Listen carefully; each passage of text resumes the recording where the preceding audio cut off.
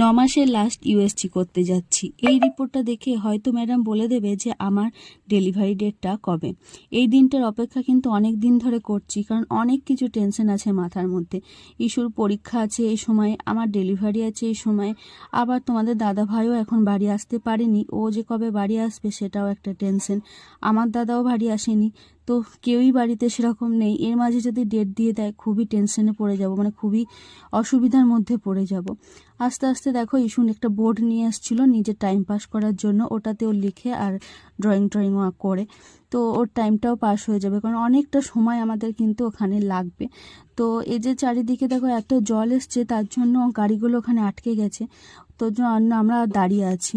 প্রচুর বান এসেছে এদিকে, আর প্রচুর জমির ধানগুলো সবই নষ্ট হয়ে যাবে, কারণ মাথার উপরে কোনো জমির ধানই দেখা যাচ্ছে না। তো প্রচুর লোক জমে গেছিলো, টোটোটা একটু দেরি হয়ে গেল। আর কিভাবে জলের স্রোত যাচ্ছে দেখতে পাচ্ছ, এই জলের মধ্যে যদি কেউ পড়ে কোথায় যে তলিয়ে যাবে তার ঠিক নেই।